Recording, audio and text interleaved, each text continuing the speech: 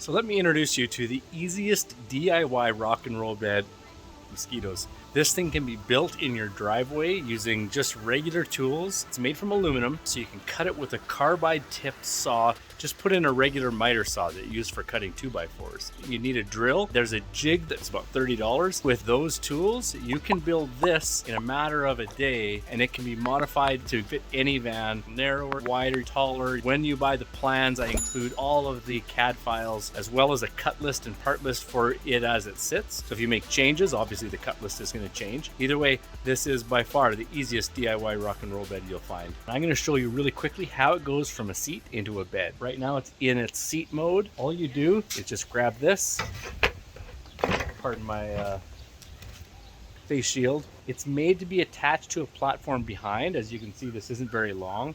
So the rest of the van behind this would be the rest of your bed. You can adjust that to whatever length you want so that your bed can be 5'8" or your bed can be 7 feet long. It's totally up to you. These sections, you can add foam and plywood to the tops of these, and then to fold it up, you just go like so. And again, I just did that with one hand. That conversion is easy as pie. There you have it. Let's get to it.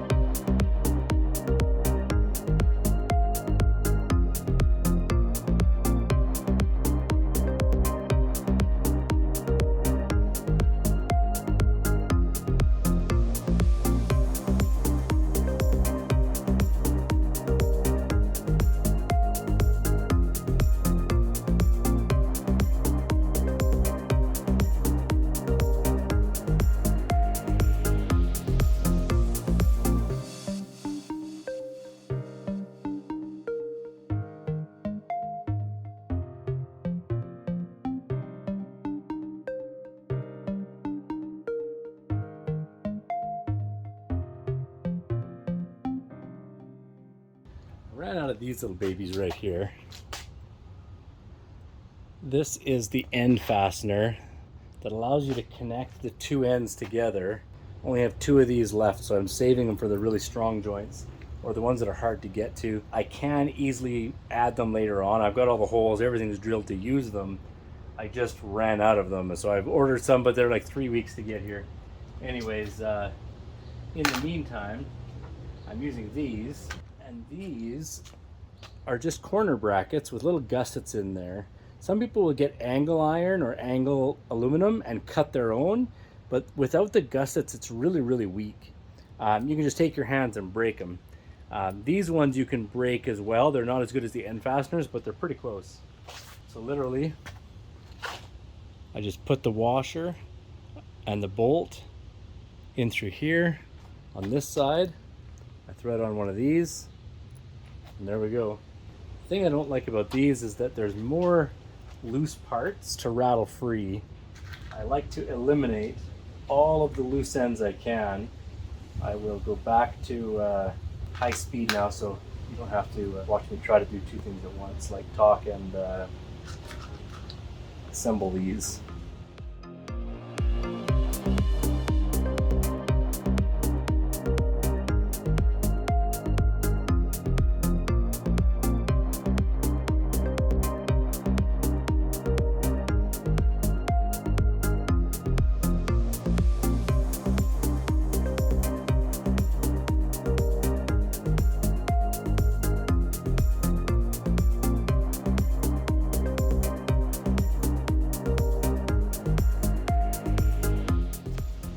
now we have the seat bed motion part ready for hinges.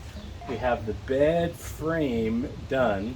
And now comes the exciting part when you put it all together and make it work.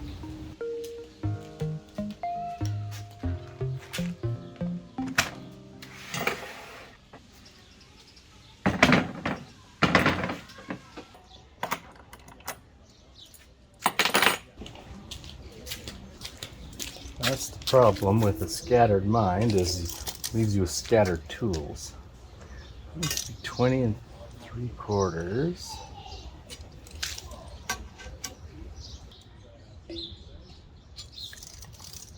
And 18 on those, yeah. And this is 22. Yes, so there we go. Hinges will. Or do they want to go like this?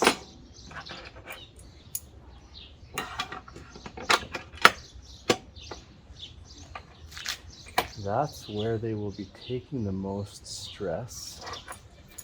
So let's do them this way. Now to determine how many we want. And to make it strong, I'm going to go with 5. Leave enough access that I can get a wrench into these to tighten if we ever need to tighten.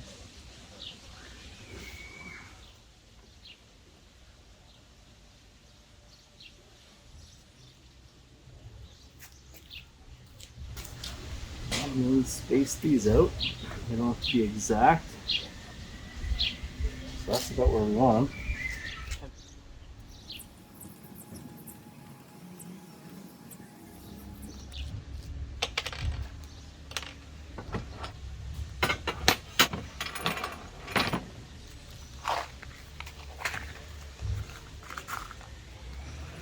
These fit square into there, so they're totally flush, so they can fold up like that without any interference.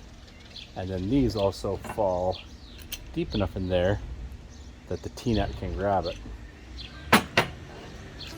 So let's assemble some of these.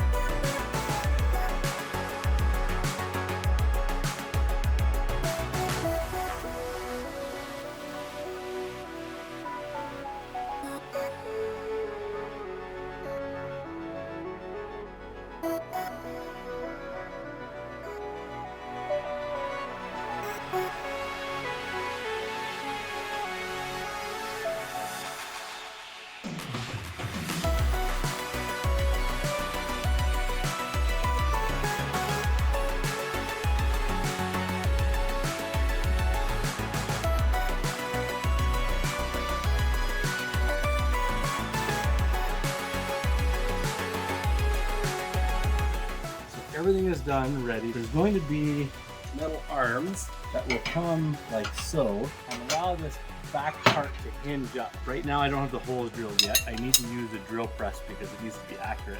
Then it will pretty much go like this.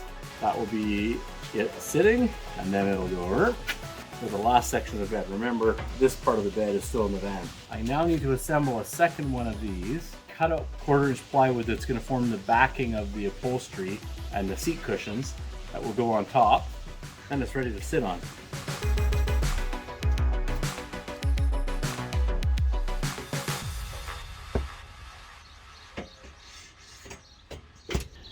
So I'm going to set this into place where it's going to go.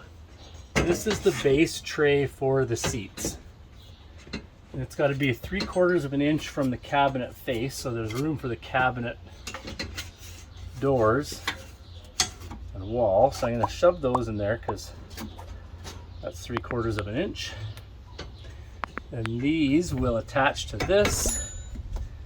And the bed seats, I have to do something with the floor there. This plywood is going back a little too far. There's a ramp right here, so I need to cut it up a little further forward.